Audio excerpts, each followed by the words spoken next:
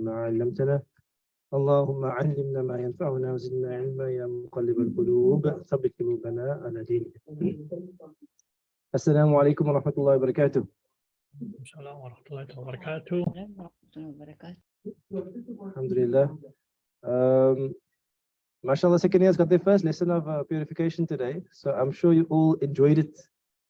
MashaAllah. So the way the program works is that when you second year, you do second year, and when you are Dawrah year, then you will do the same subjects as they're doing now. However, because it works in a cycle, it means that today's class will only be taught again in 4 years' time. So it's a bit long to wait, 4 years. So basically all of the second years, you have access to, just to be that, but you have access to the purification classes. So I would recommend that you do watch it because it's not like conceptual, it's actually practical. So I do recommend the second years who are normally in second year, stay in second year, but you can watch the videos afterwards, inshallah, too. Just speak to Nasreen, inshallah, the admin, she'll sort out things, inshallah. So, the easiest way is on the Mizan Arabic website where the lessons are there. So basically, I'll chat to the Nasreen, inshallah, send you all the details. So the second year is it's optional. You can either watch it now or be in class in 4 years' time. And we'll do the same lesson again about wudu and salah. But if you feel the need for it now, you can do it now, inshallah. But the second year must stay in second year and do your babs and all of those things. So the idea is that every year we'll do 4 subjects in our Dawrah year for 4 years, and after the 4th year we'll go back to the first year of the 4 subject cycle. That makes sense? You do 16 subjects in Dawrah, 4 times 4, 16. Then you go back and you do the 16 again. That's the plan, but who knows what's happening in 4 years' time? Allah knows best. Now, any questions about the class or the logistics or anything?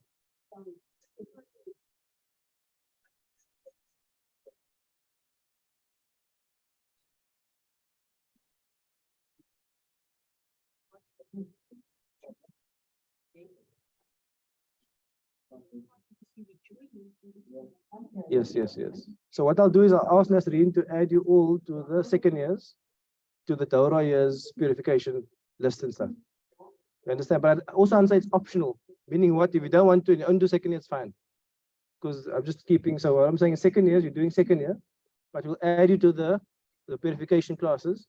So you can do it online if you want to as well, inshallah. Okay. Everything okay?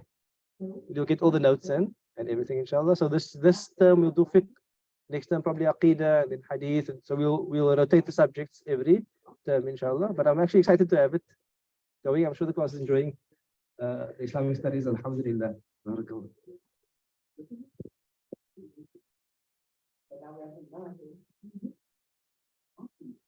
Okay, bismillah. Oh, we are doing Quran now, right? Bismillah. So let me open something here. Understand that.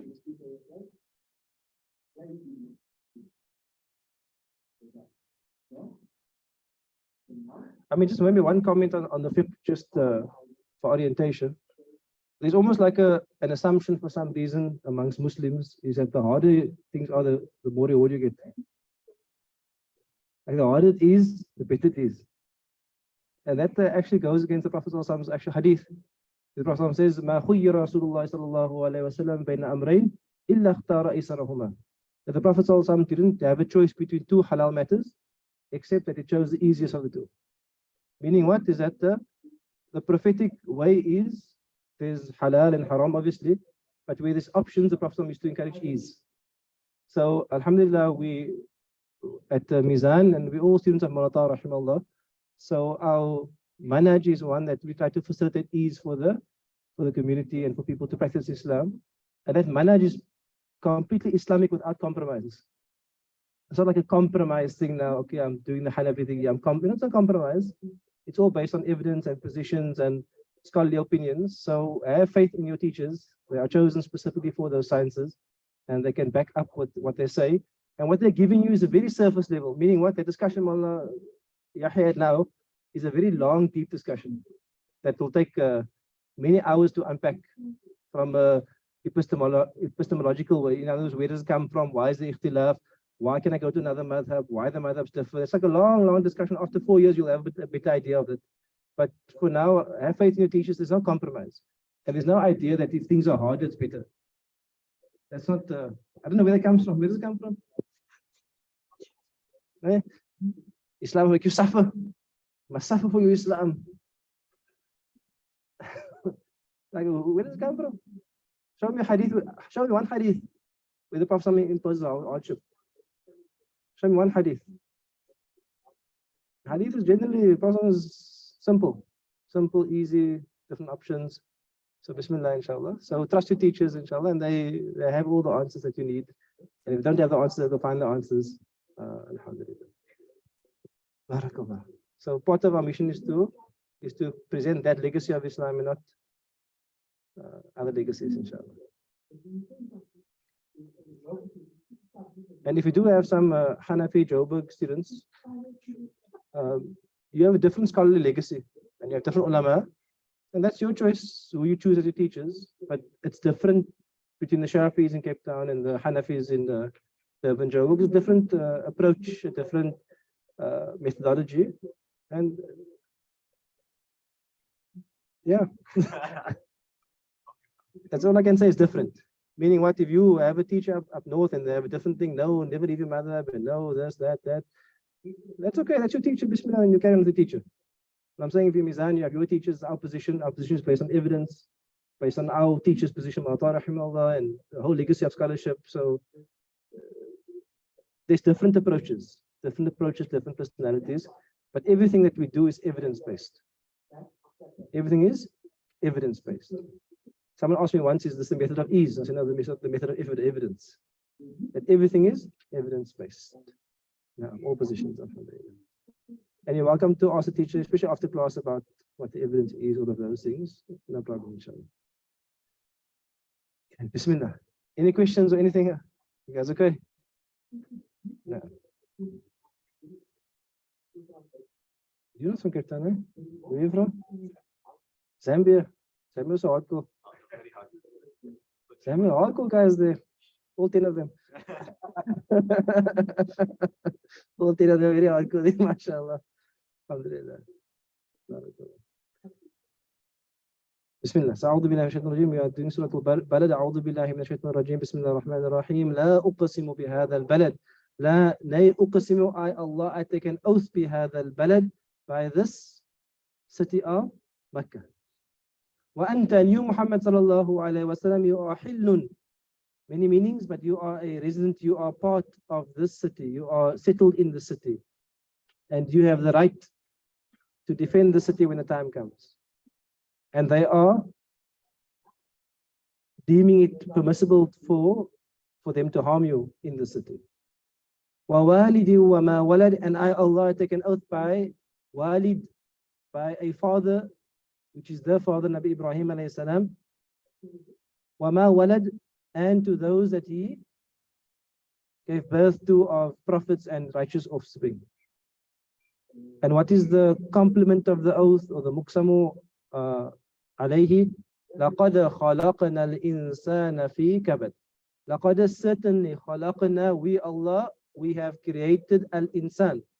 We have created human beings. Fi kabad. What's kabad? Toil and hardship. And we discussed also that kabad, this insan, can in one perspective mean human beings in general, but from another perspective, which is maybe the more contextual one, that refers to human beings who reject Allah Ta'ala. That they have a path of toil and a path of difficulty. I want you to remember this verse when you come a bit further. أَيَحْسَبُ أَنْ لَن يَقْدِرَ عَلَيْهِ أَحَدٌ. Does this human being think that أَيَحْسَبُ, does he think that lan, not يَقْدِرَ, will not have power, will not have control, alayhi, upon him, ahadun, anyone? Yaqulu, he says, in his arrogance and his pride and his wastefulness, he says, ahlaktu, I have destroyed malan, wealth, lubada, in abundance. In abundance I have destroyed wealth for nothing. And destroyed here means I have wasted it, I have squandered it, because I have so much. Ayahsabu, does he think, that lam, not yarahu, sees him, ahadun, anyone sees him? I'll then ask the question, alam naj'al lahu aynayn, do we not make for him aynayn, two eyes, walisanan, and do not make for him a tongue. وَشَفَتَيْن, and do not make for him two lips. The ability to see the truth and the ability to convey the truth. وَهَدَيْنَاهُ النَّجْدَيْن, and we have all guided him, najdain, to two paths. Remember, najd is a path at the incline. Two paths at an incline. فَلَقْتَحَمَ الْأَقَبَةِ, فَلَا, so not اقتحم. I think we ended this verse. What does اقتحم mean? To attempt something difficult, like to attempt something steep, to attempt something difficult. فلا, so not اقتحم, he does not attempt al-aqaba. What's aqaba? The steep path. We have this also in English, we call it the what? The high road. If someone tells you take the high road, take the elevated path, does he not even attempt the elevated path?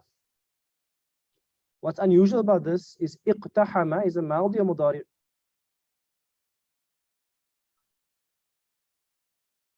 Which verb?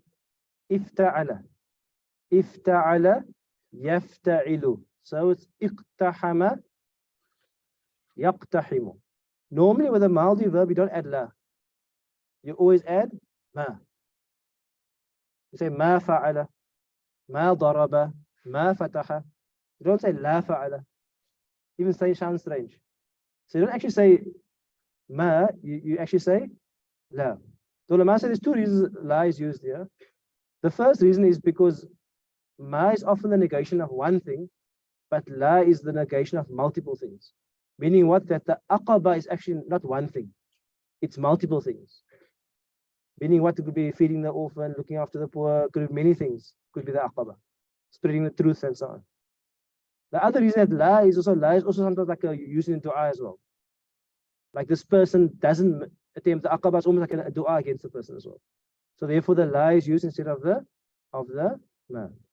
And Allah says, وَمَا أَدْرَاكَ مَا الْأَقَبَةِ, and what will adraka, what would make you know? Mal aqaba, what is this aqaba? So we ended there. So then Allah can describe what the aqaba, what the steep path is. When Allah says the steep path, what connotation do you get from it? Is it ease or struggle? Struggle. What's the word for struggle in Arabic?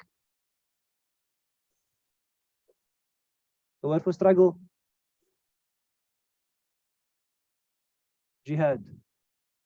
The word jihad means struggle. Meaning what? The aqaba is not the path of ease and nafs. The aqaba is a path of struggle. However, what happens if you don't take the path of struggle? What did Allah say earlier about the people who don't take the path of struggle? Look previously, where do you see it?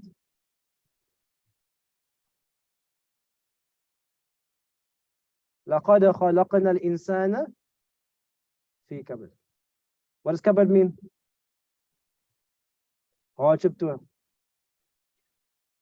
So whether you take the path of aqaba, there's going to be some struggle, or whether you take the path of your own nafs and you reject Allah and you reject the way, you're not going to have a blissful life. You're still going to have hardship and toil. Meaning what? That life is not actually meant to be easy. Life is not meant to be easy despite what is being sold to us.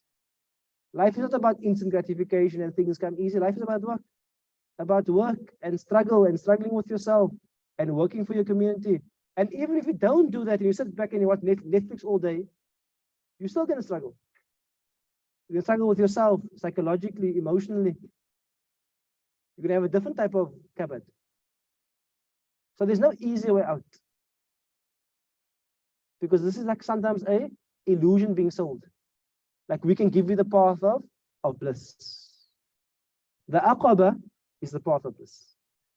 The struggle to do something right, that is the path of bliss.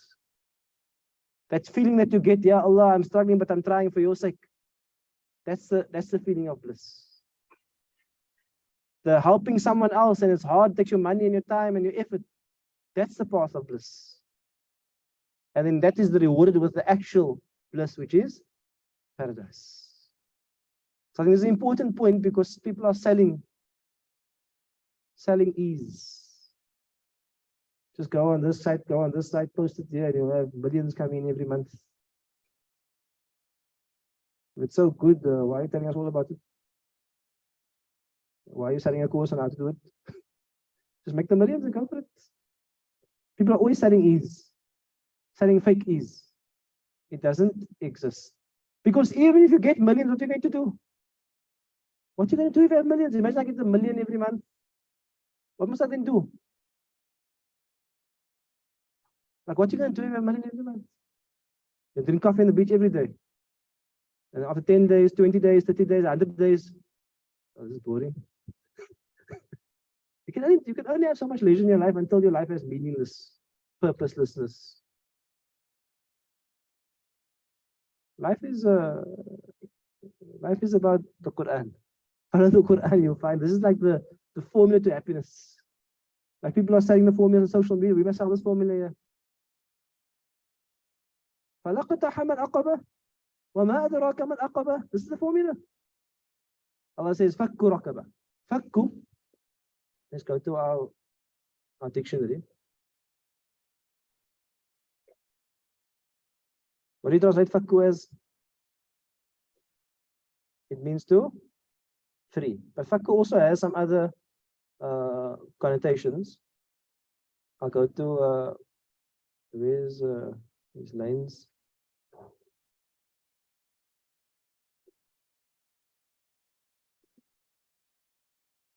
The word fakk also means, fakka means to open something. Fakka means to open something. It also means, let me just look for some of it here. It also means to redeem something or to get something out of someone's hand. It also means to loosen, like loosen someone's hand, to get something from someone's hand. Like to take something apart as well.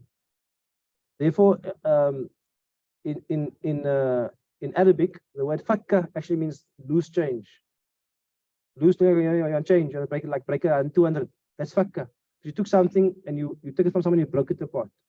So here the idea of fakku raqaba means that the raqaba, the slave, is in the hand of someone. It's owned by someone. And in a sense, you want to open their hand and you want to break them from the hand. That's the connotation of the word fakka. Fakku raqaba. And the word fakku is actually the masdar, whereas fakka is the maldi. When a maldi is used, like if I say, daraba zaydun amran, translate for me.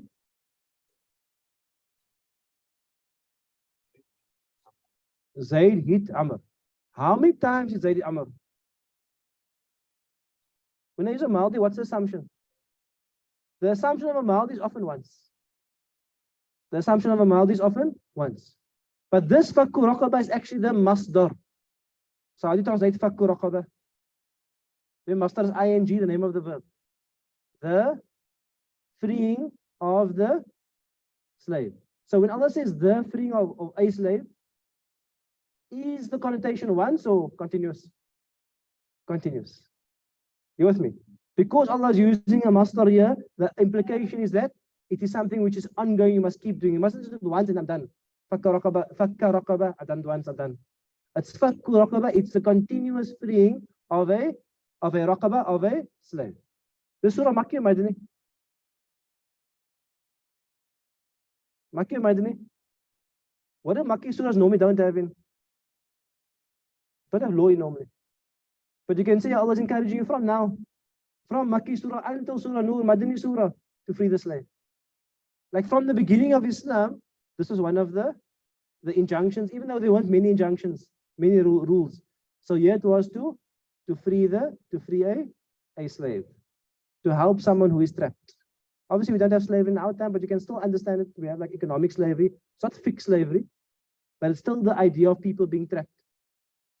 So the lesson can still apply to us. Oh, what does O mean? Or, what does O mean? Do you have an option? No option. Option. If it had to be what, it would have been what? You must do both. Y is A plus B. O is A or B. Meaning what? The aqaba is multiple things. It is this or this. Therefore, the la is instead of the ma. Because the aqaba ascent can be multiple things. Oh, or it'amun. It'am is what? Of the what bab?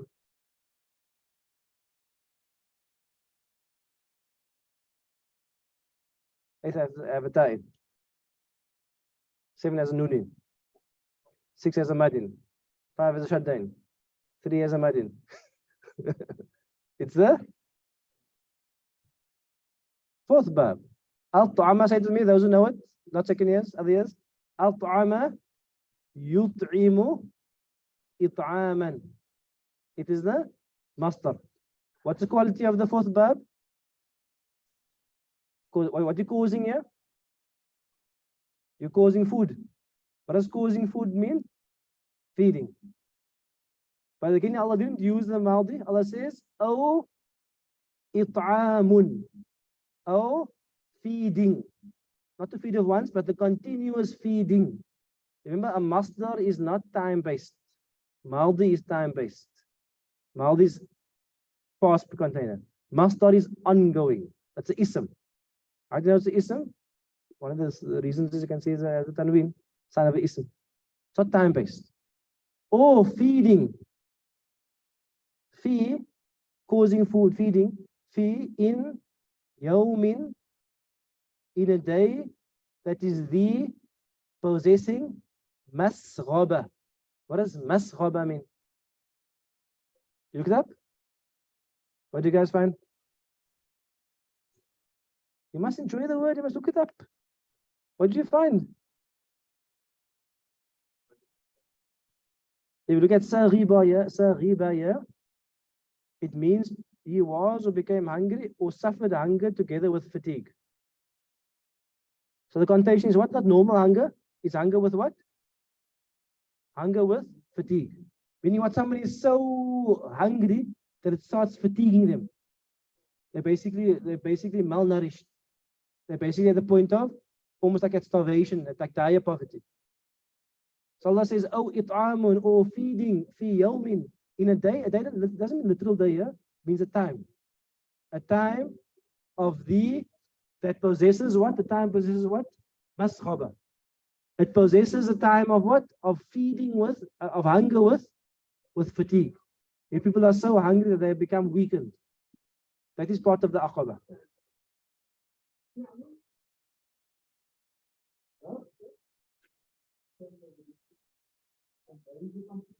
Who must you feed? Allah mentions here. Yatiman. What's yatim? Orphan. Orphan. What's an orphan? Orphan has two conditions in Islam. Number one is the orphan is someone who doesn't have a father. Meaning what? If you have a mother only, you can still be considered an orphan. If you meet the second condition, what's the second condition?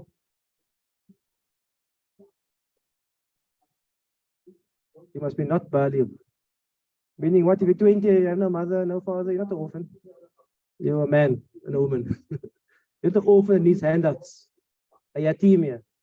So a yatimia is a child who has no father, even though they may have a mother, or they have no father and mother, and they're not yet baligh. Baligh, yatim.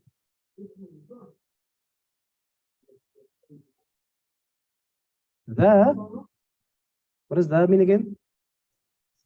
Possessing maqraba. Maqraba. What are the root letters of maqraba? Qaraba. What word do you know from qaraba? Qareeb. What does qareeb mean? Close. So the maqraba means what? Possessing what? Possessing closeness. Possessing closeness. Let's pause for a moment here. Okay, another question here for advanced students. Why is your team in NASP? Where's Sister Saudi Rashi here? Not here. Sister Saudi Rashi in line? Maybe. Why is your team in NASP?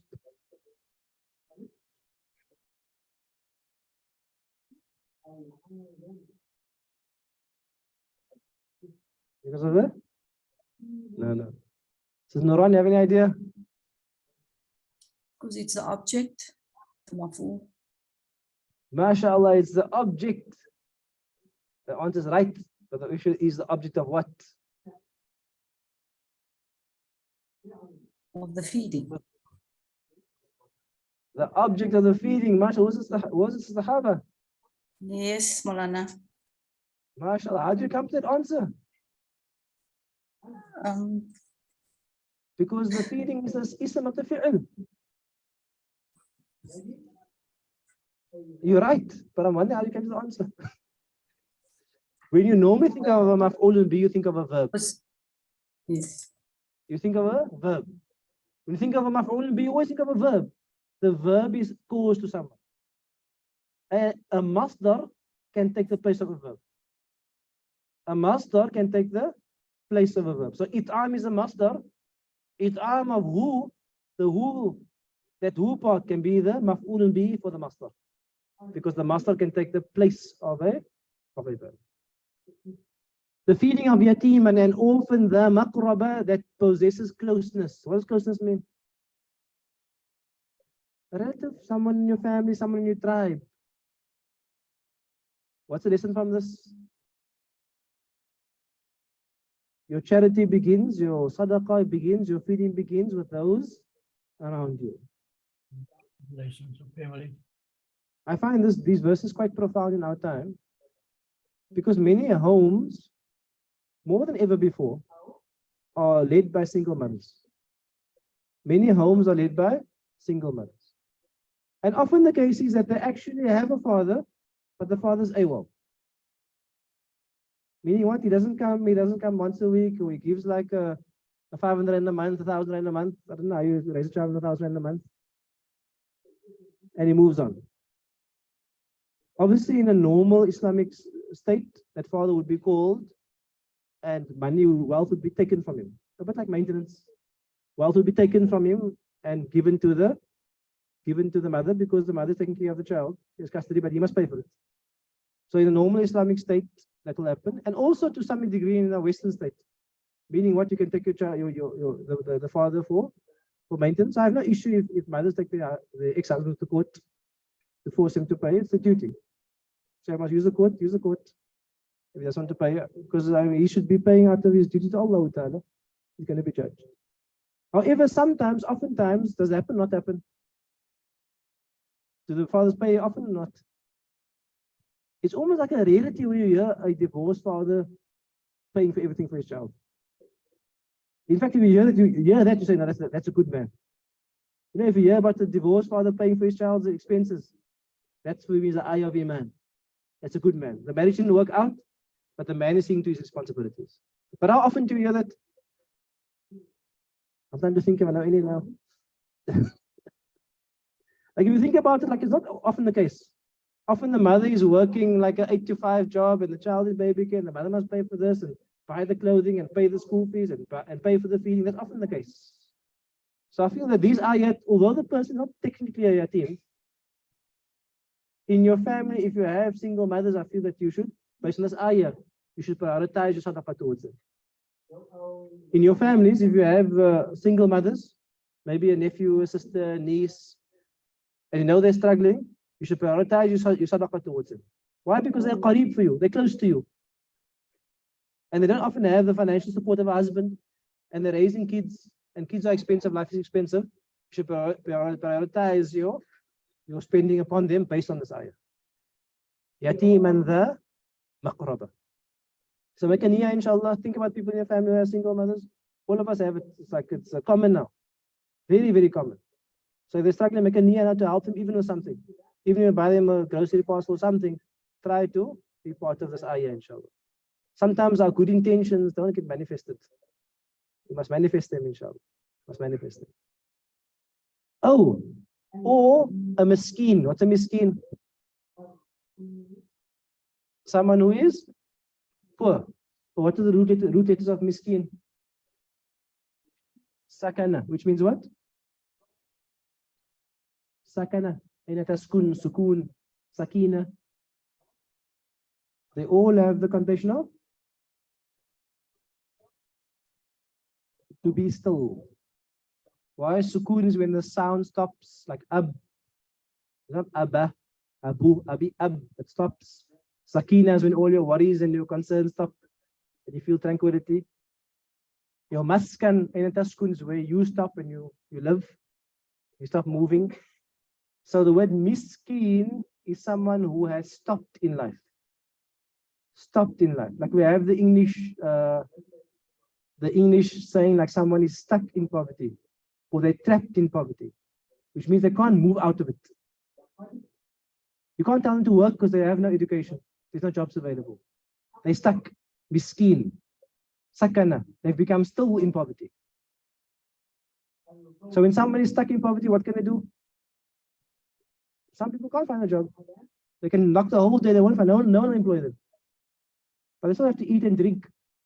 Allah mentions them here. Allah says, miskinan.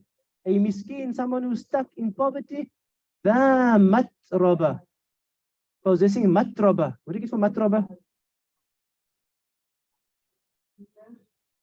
What does turab mean? Dust. So matraba is a maf'ala. Any maf'ala is like a place. Like the place that you study, Dawrah is called what? Madrasa. Not actually called madrasa. Sukoon on the dal. Madrasa. Say it. Weird, eh? Your whole life saying madrasa with a spot on the dal. It's not madrasa, it's madrasa. Madrasa. Maf'ala. So this is matraba. A matraba means what? A place of dust. So what's a miskin that is possessing a place of dust? Nothing. Person like homeless. They live in the dust. They sleep in the dust. Miskinan. Someone who is miskin, stuck in poverty, the matraba, desperate poverty, that they possess only a place of dust. They have nothing for them, they only have a place of dust.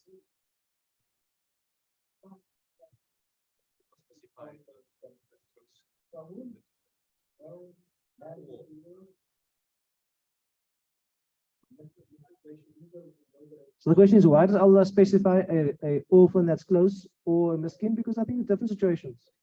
Meaning what, you might have a yatim in your family, but they don't need. They're not maskhaba. They don't have need, so they're fine. Then they have other people. Now the meaning what? If there's poverty in your close circle, start with first.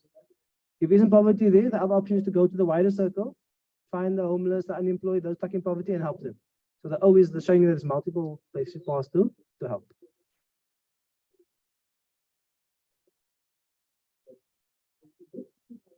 I think that part of our struggle in South Africa is what? Is we become desensitized to everything. We become desensitized to crime, and we also become desensitized to poverty. Because we see poverty everywhere, we almost become desensitized. No, you love, I love my life. I can tell you, my teacher, rahimahullah, in my time with him, he gave everybody. Like, you know, the people we find irritating at the robots, at the parking lot, they ask you, he just gave and gave and gave and gave and gave and gave and gave. It's hard, obviously, and you can tell yourself lots of things. And I tell myself the same thing also. Like, I for example, personally, I don't give kids on the street because I believe it's harmful for them. And the people who do that say that. But I'm saying we can also make other excuses. You know, but I think we must be careful not to become so desensitized we help no one. We should still try to help people, inshallah, as much as we can in an appropriate way. But the niyyah must be help. The niyyah must be help. If we help other people, Allah will help us. So make the niyyah to help. This is part of the Makkan Quran. Makkan Quran is essentials. Makkan Quran is like your aqidah and your foundational actions. Makkan Quran. Because you know, Salah is part of Makkan Quran as well. Salah as well. But feeding the poor is a big part, and try to be part of it, inshallah. There's many, and especially in our time now, people are getting to more and more poverty. More and more poverty. People are struggling more and more. And some even areas, like you think in Weinberg, everybody's fine. You have homes in Weinberg, people don't have enough to eat. People don't have enough rice and bread to eat. In all areas now, it's happening.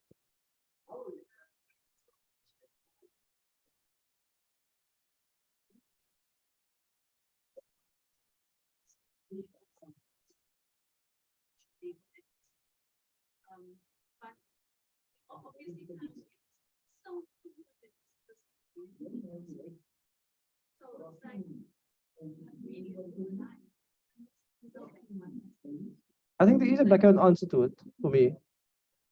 Because the sister's saying, what do you do with people knocking your door and they're drunk and all of those things? My answer is simple. You must give somewhere.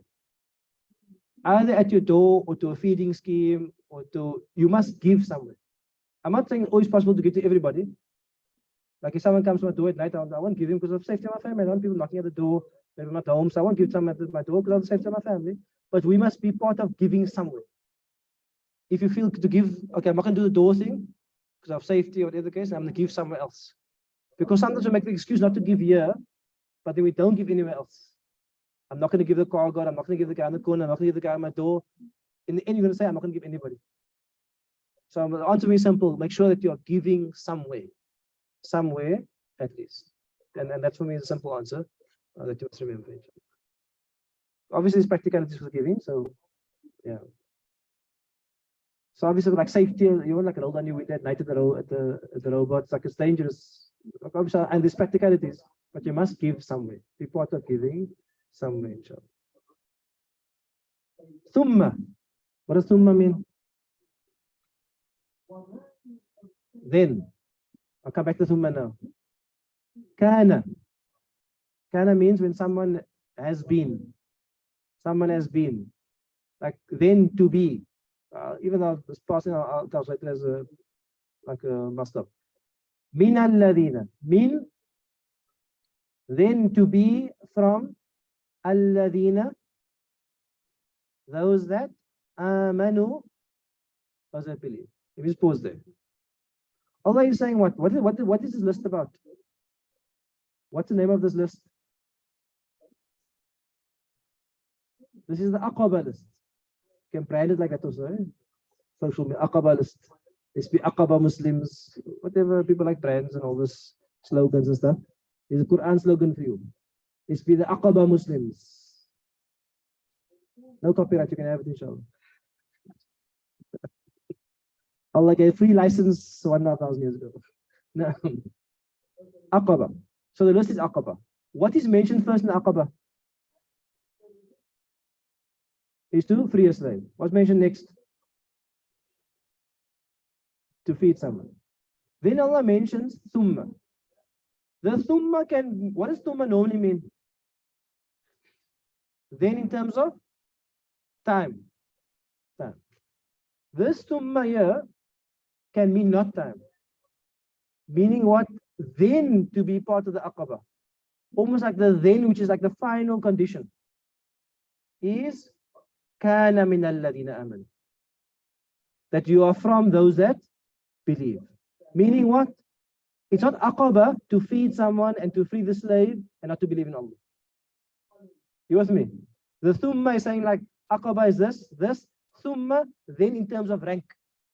Then the highest rank, the full rank is min alladhina amanu. Is to be from those that believe.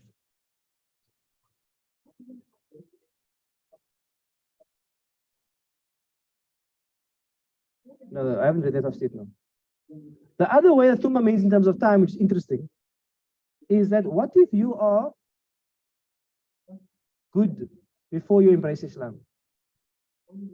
What if you are good before you embrace? I mean, what you get people who are good, feed the poor and help the Hujjaj and all of those things in the Jahiliyyah Arab time. Then the thumma can also mean you do all these good things, then you become from those who believe. But what happens when you become from those who believe to your previous good actions? Because normally we say you become Muslim and all your sins are forgiven. What happens to all your good deeds?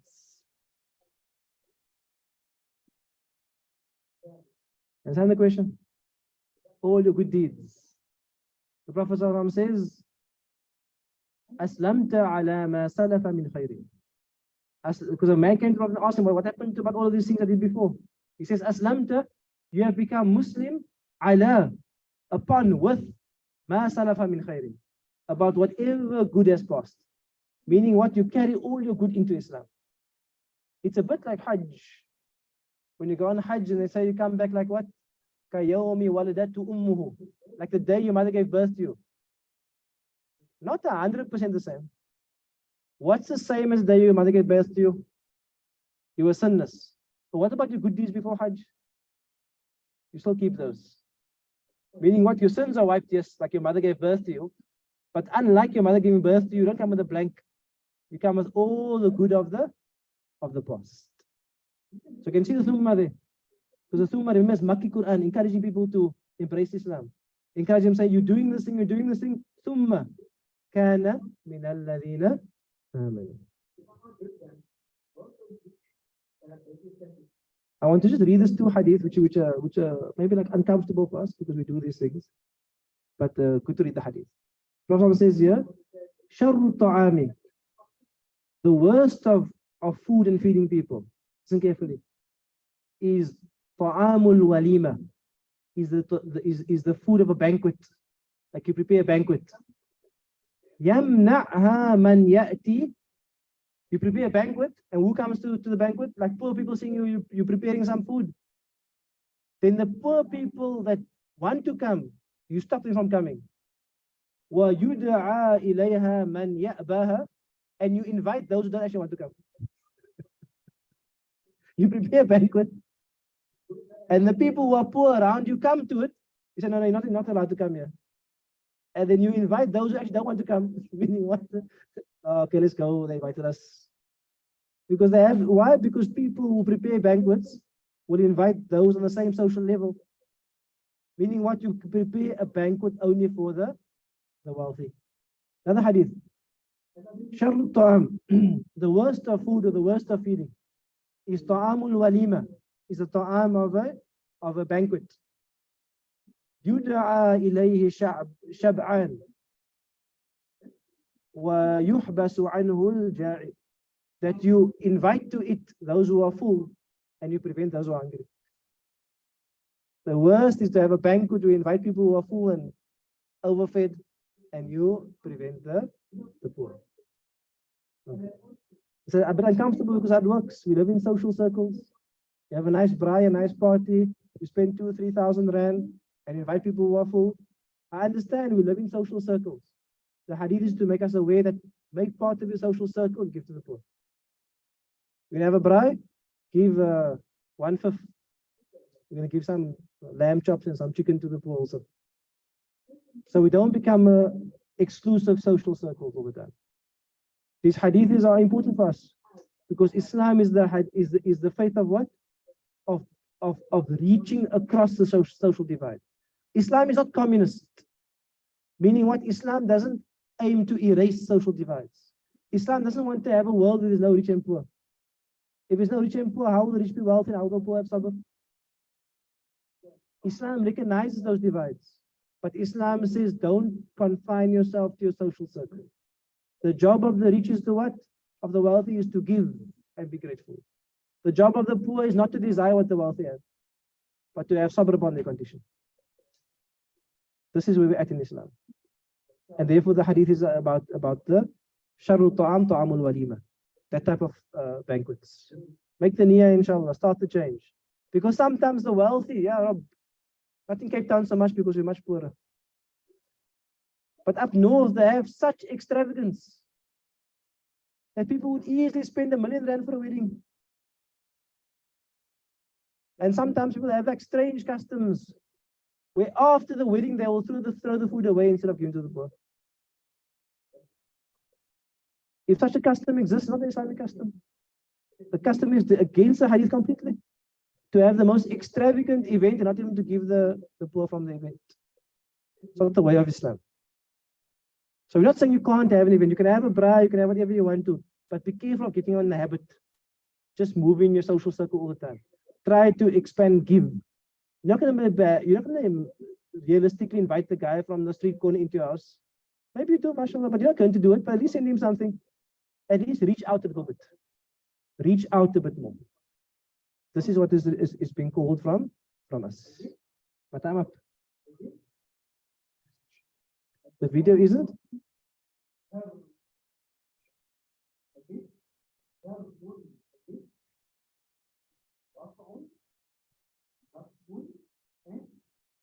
Okay, Bismillah, you're back.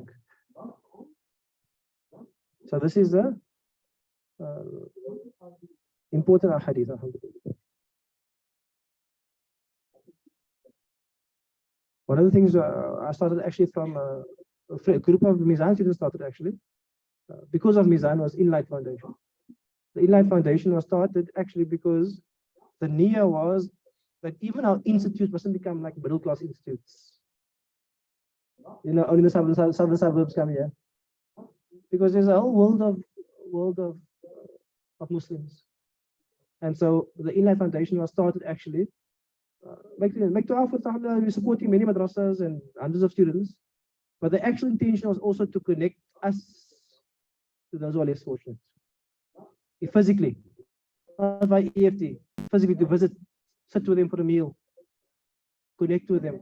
That's the niyyah of the institute. Inshallah, make dua for it. We have to move with it. So we're supporting many institutes, mashallah, work is going on. We're feeding every day, we're giving sports kits, we're paying them monthly salaries. So we're supporting a number of madrasas in the poor areas. But the niyyah is more than that. The niyyah is just to make that the visit. You know, the visit, Assalamu alaikum, my brother in Islam, how are you doing? Alhamdulillah. You know, I can help out, buy a whiteboard for the class or something, you know, like a small thing. We become, and the way that the Inlight Foundation works, because sometimes what happens when Muslims want to give money, they also want to be the boss.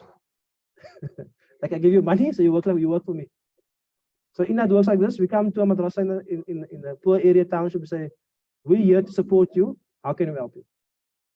Your madrasa. No, we don't want to control anything. How can we help you? What do you need? You need food? Okay, we can't organize food. You want some equipment? Okay. You want some station? Okay. Meaning what? We don't come there with like the higher to the lower. I'm here to tell you and you work and this is your hours and all this stuff. You're already working. With or without me, you're working already. It is my honor to able to help you. Because you are doing work that is much greater than my work. Who else is going to sit in a shack with 50 kids? Read salawat and read la ilaha illallah and teach him. Who else can do that? For 2,000 a month, 3,000 a month. Who's ready for that? We're not ready for that. So these people serving, we must honor them and support them.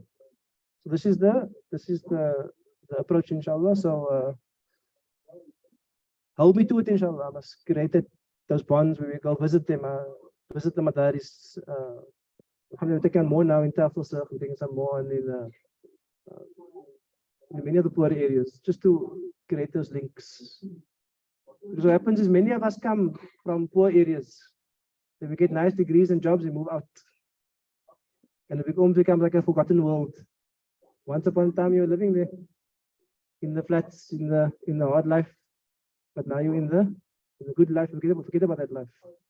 So inshallah, I would like us to reach out and to be part of it, part of helping, inshallah. Oh, miskin and the matraba. Thumma. So thumma can mean what thing? Thumma, then in terms of rank. Then the highest rank is what? Min alladhina amanu. Kana min alladhina amanu. That this person, not the highest rank, the necessary rank, is that person must be from those that amanu, that believe. Because truly, you can't actually do good without believing. Because you might believe it's you doing good. You might feed 50,000 people and say, I feed 50,000 people. You did nothing. You made some effort, but Allah enabled everything. And this is the belief of a Muslim. Allah enables everything, and if Allah allows you to do good, you say, Alhamdulillah, shukran Allah for using me. This is the attitude. ثُمَّ كَانَ مِنَ الَّذِينَ آمَنُوا. One thing I do want to mention there on that point is that sometimes, and I don't really like it when people do this, is people quote individuals. Like they quote Mandela and Mother Teresa, and they quote them as if they are definitely not going to paradise. And I find it very inappropriate. Meaning what? Our approach is that we quote what the Quran says. You must believe in Allah, the message is the last day, and that's your ticket to paradise. Who it applies to, how do we know? In someone's last moments in their life, how do we know what happened? So I find it very inappropriate when, even scholars do it sometimes. I find it very inappropriate when people start quick names and saying all the good means nothing, they're not going to be in Jannah. How do you know what happened in their last life? In fact, the hadith says the opposite of what you're saying. The hadith says that you will live your whole life as a believer, and between you and death is an arm span, and you'll do the actions of disbeliever and enter into hellfire. And you live your entire life as disbeliever, and between you and death is an arm span, and you'll do the actions of the people of paradise and you'll enter into paradise. The hadith is telling you at